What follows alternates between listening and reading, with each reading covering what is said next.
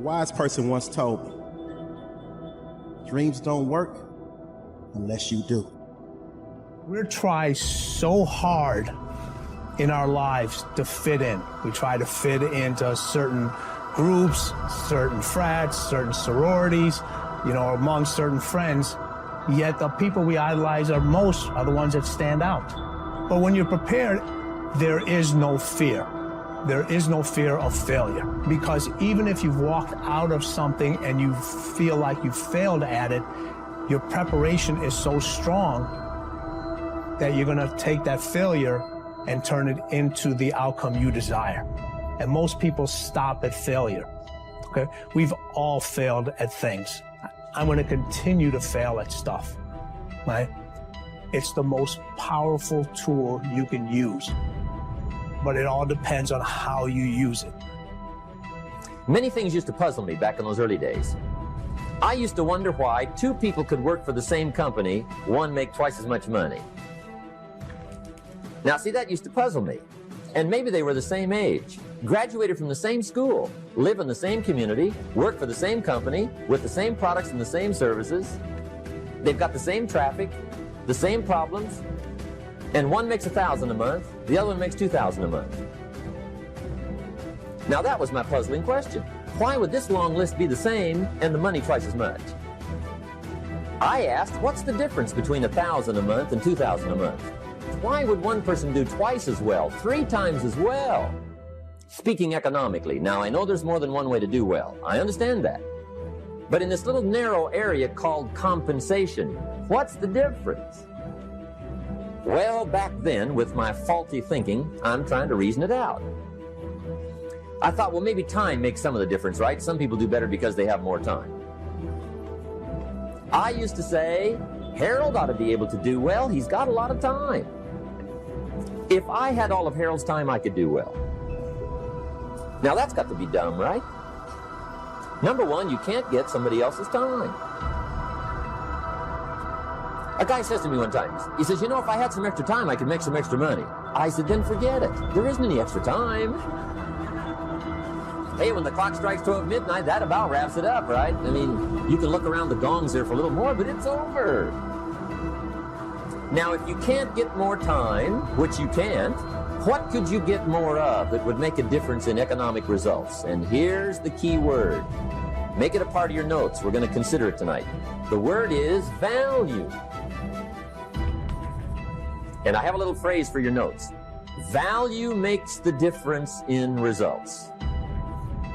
Value makes the difference.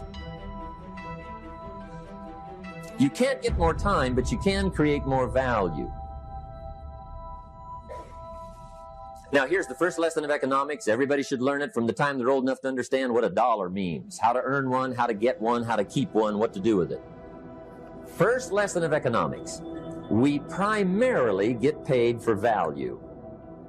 That's lesson 1. Bringing value to the marketplace, that's how you get paid. You don't get paid for the time. I know it takes time to bring value to the marketplace, but you get paid for the value, not the time. Now, since that's true, here's one of the key questions of the evening. Is it possible to become twice as valuable at the marketplace and make twice as much money in the same time?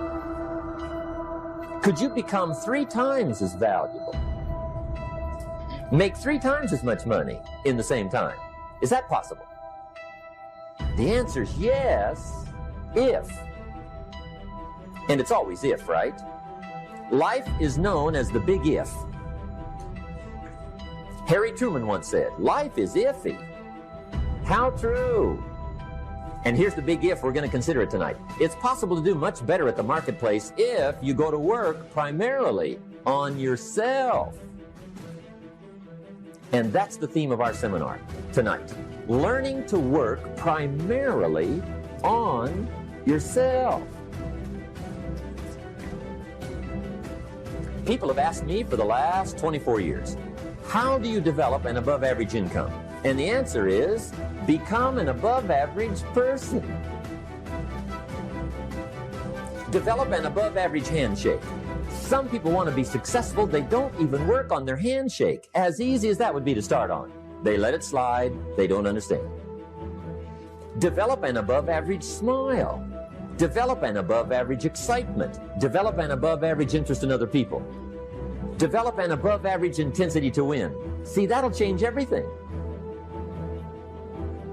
Probably one of the most frustrating experiences in life is looking for an above-average job with above-average pay without becoming an above-average person. It's called frustration.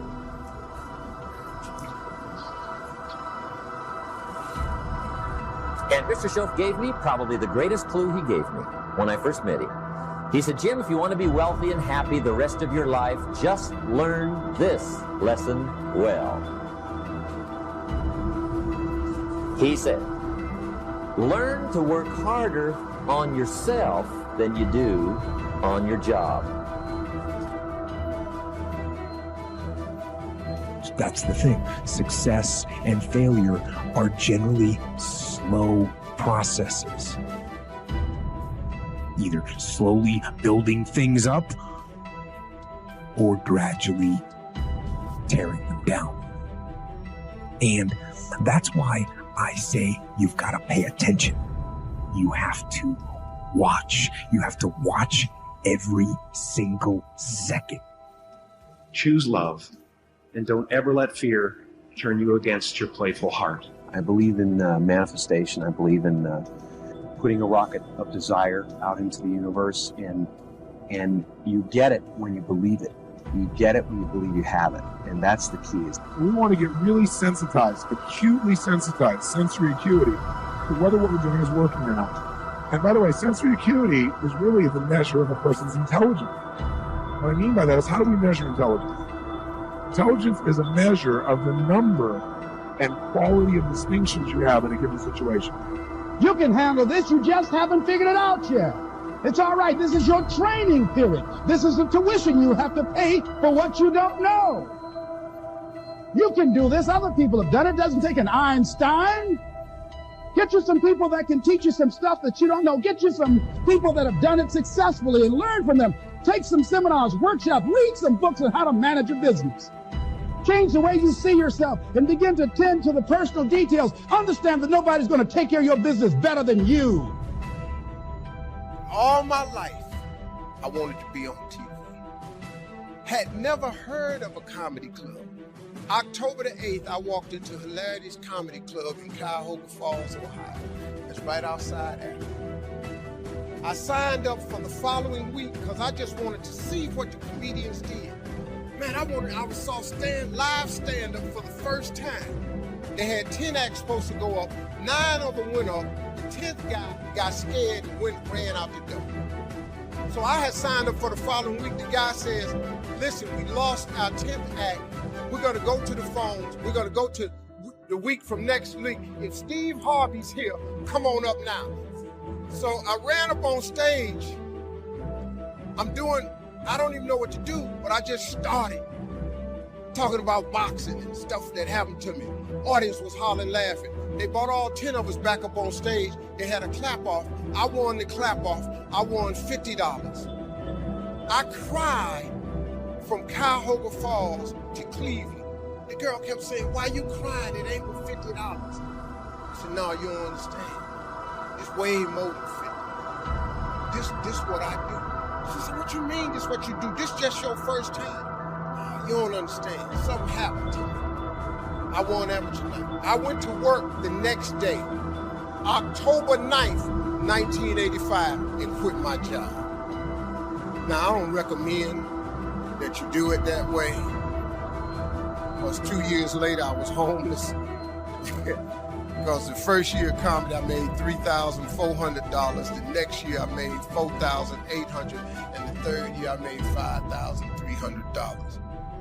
I got a wife, a set of twins. I'm sending every dollar I got to them.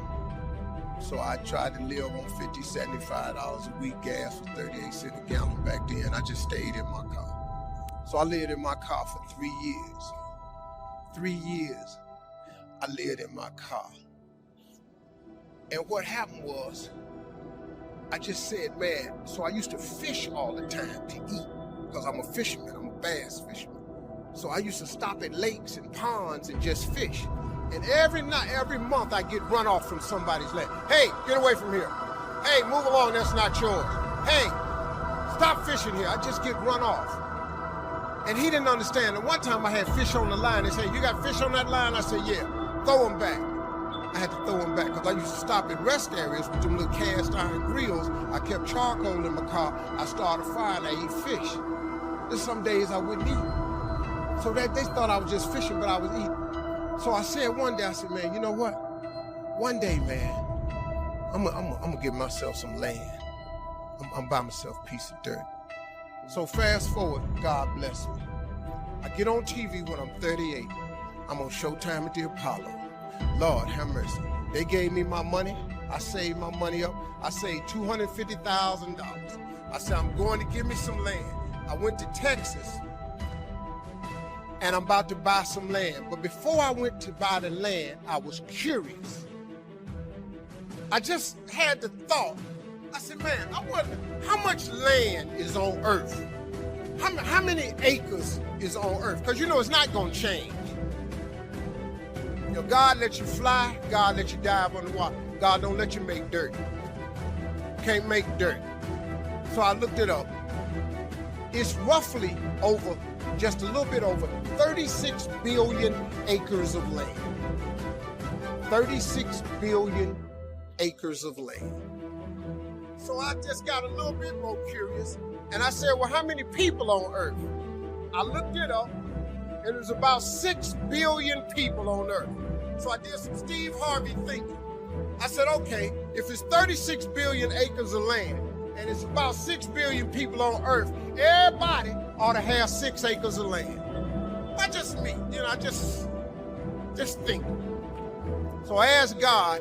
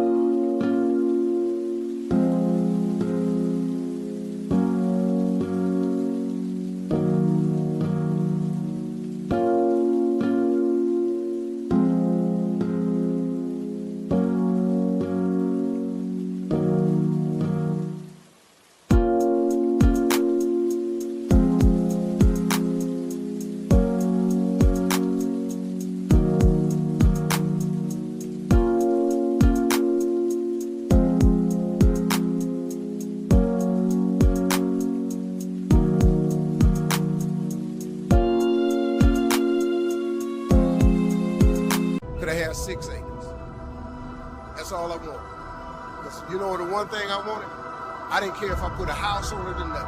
I just wanted to be a stand somewhere and couldn't nobody run me off. Got this money, man. I saved my money. I saved $250,000. I'm going and I'm looking for some land. The first day I get there, I see a piece of land in Texas. So beautiful. I couldn't believe it. Had rolling hills, had a pond on it where I could fish. A dude took me over there. I look at the land, and I'm looking out. I said, man, this is great right here. I said, sir, how much is this right here?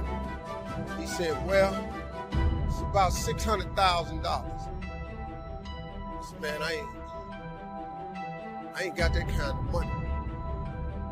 He said, well, how much do you have? I said, I got $250,000. I said, well, let me think about it, man. He said, let me think about it. And I was standing there, and then I stopped and said, sir, can I ask you a question, man? How many acres of land is there? He said, this is 6 acres.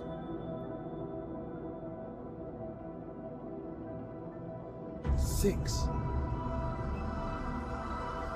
years ago, I just asked God, just give me 6. See, I didn't want a whole lot of acres. I just wanted my cup. Just give me my 6. And so I said, ain't this crazy? So I thought about it. I said, man, what can we work out? Right before I got ready to say it, the guy that took me over there said, Steve, let me show you something right quick. He took me over this hillbilly's house. Took me over this hillbilly house named Jerry Campbell. I was a little nervous about meeting him, man, because I ain't like the way he talked, but mess around, turned out to be one of the finest men I ever met in my life. Became a father figure to me. Old white man. He took me to his house. He said, let me show you something. He took me over and showed me this land, and it was massive. It had 3 lakes on it.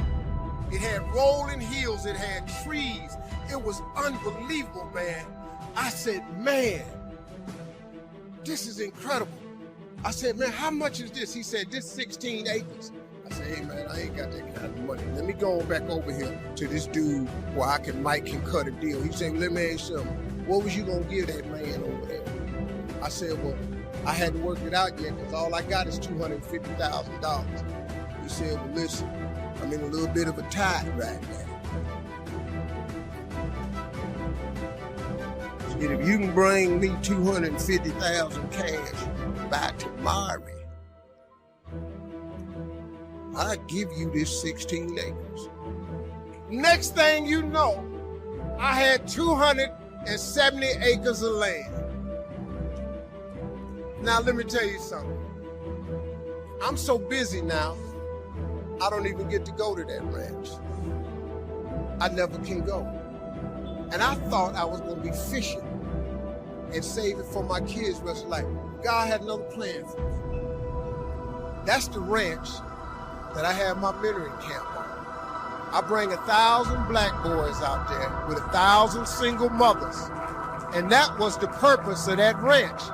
I never go there to fish at all. You see, that's what I wanted. I thought that's what it was for. But God got another plan. His way is way bigger than yours. You can't even see his way. But you got to start to hustle. You got to give God something to work with. Look, if you start hustling and grinding, he'll fill it up for you. But if you ain't got no hustle and no grind, he can't fill it up. So guess what? I don't ever go there to use that land for fishing or not. But I'm changing boys' lives over there. My story is really a story about faith. It really is. I come out the dirt. I have no college degree. All of my children do. I got 7 kids. I sent their last one over to college. I got 3 boys. 2 boys come out of Morehouse. I got a daughter that come out of Spelman in Berkeley. I got 2 daughters went to Hampton. And then graduated from Ohio State. I made sure all my kids went to college because I know they got to have that education. But Daddy, you didn't go to college, and your ass ain't got no jokes. It's been important for me to empower my children, and not only my children, but thousands of young people across the country. And education is the key for a lot of people.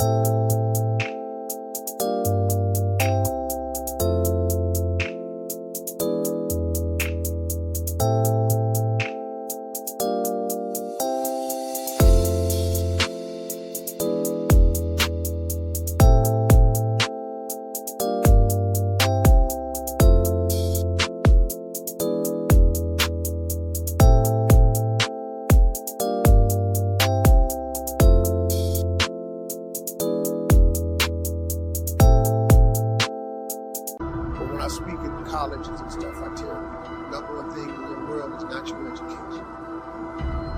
It's your dream. So what you dreaming about, y'all? What you still dreaming? What is God still showing you in your imagination? What are you so afraid of? Why would you not take that leap and go for it before you mess around and die? Why would you not go and see what God really got for you before you leave this world? Why would you hang on to a job? Here's what happens with the job. If you live in paycheck to paycheck right now, when you retire, they're going to give you 1/3 of what you can't live on now. They're gonna give you a gold watch and a turkey, and they're gonna set you on out to pasture. If I was you, before I leave this world, I go see what God really got for me. Just take a chance. Now here's why you should take the chance. Name me one time God has not pulled you through. Just name it. Name the one thing God has never pulled you through. If he ain't pulled you through it, he's currently pulling you through it right now. And the reason I know I'm telling the truth is because you're sitting in here. If God was through with you, he wouldn't wake you up no more. When he wakes you up, it's because he ain't through with you yet. He got something else for you. So why don't you go see what that is? Why we got to live our lives like we owe them something? Man, you owe yourself something. Go be free. Go see what God got for you. Oh, Steve, that's easy for you to say. You rich. Hell, did you hear me? I lived in a car for 3 years. On October 8th, I won $50. October 9th, I quit. How big a jump you want to take? You ain't even got to do that. A lot of y'all got savings. You may not have 3 years up, but you only need a little bit. Just jump. Go see what God got for you. Quit sitting here in your life posturing like it's okay. Quit funking the fake. Quit faking the funk. Quit got people thinking you something you ain't, man, when you really know you won't be something. I'm just telling you just like it is. You ain't got to believe me, but you can look at me. I'm telling you, it's proof in this here now that the God you serve really will give you what you ask for. He will. I'm not your preacher. I'm a hood dude that done messed around with no education, done messed around, got to the top of the TV world, balling out of control. And I'm telling you, I was homeless and lived in a car, and I ain't got no education. Now, y'all in here got degrees. I see it on your forehead. I see it on you. I feel when I'm around educated people. I know you know how to study and math. I can look at you, and I'm so proud of you. But hey, man, the next level. The man without a dream or vision shall perish. It never mentions if you don't have an education.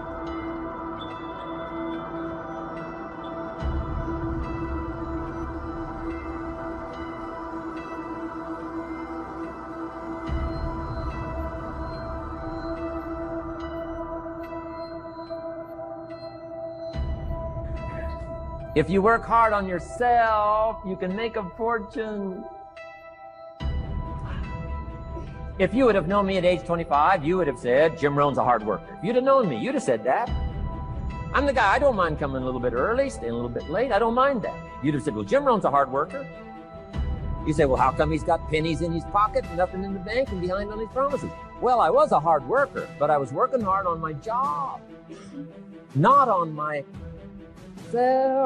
I'm telling you, if you'll learn that simple little principle and start the process today, latest tomorrow, I'll give you tonight to think about it.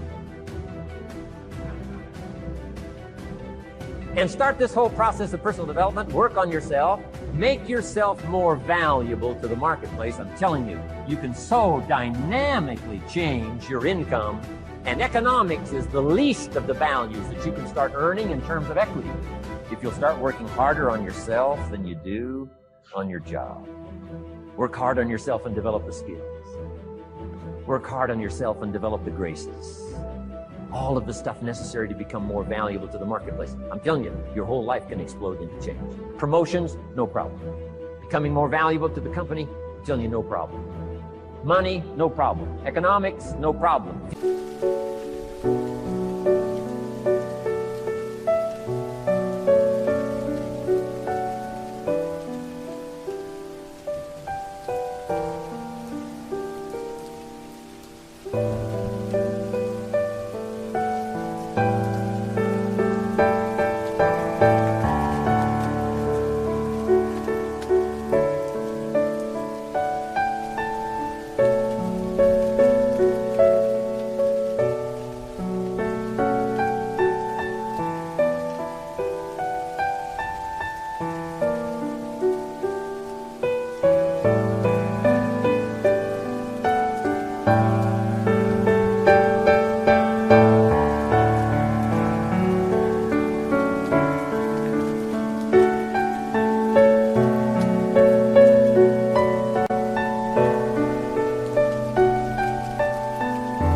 future, no problem. If you just go to work on the right thing. Not get things out there to change. Don't try to change the seed. Don't change the soil. Don't change the sunshine. Don't change the rain. Don't change the mix of seasons. Let the miracle of everything that's available work for you, and start working on the inside. Work on your philosophy. Work on your attitude. Work on your personality. Work on your language. Work on the gift of communication. Work on all of your abilities. And if you'll start making those personal changes, I'm telling you, everything will change. You can have more than you've got because you can become more than you are. And of course, the other side of the coin reads, unless you change how you are, you'll always have what you got. I have found in my experience that income does not far exceed personal development. Now, sometimes income takes a lucky jump, but sure enough, unless you grow out where it is, it'll usually come back where you are. Life has strange ways. If somebody hands you $1 million, best you become a millionaire quickly, so you get to keep the money. Otherwise, sure enough, it'll disappear. Somebody once said, if you took all the money in the world, divided it up equally among everybody, it would soon all be back in the same pockets. Incredible. Success is something you attract, not something you pursue. Success is looking for a good place to stay. So instead of going after it, you work on yourself. Personal development. See, the major question to ask on the job is not what are you getting? The major question to ask on the job is, what are you becoming? See, the big question is not what am I getting paid here? The big question is, what am I becoming here? Because true happiness is not contained in what you get. Happiness is contained in what you become.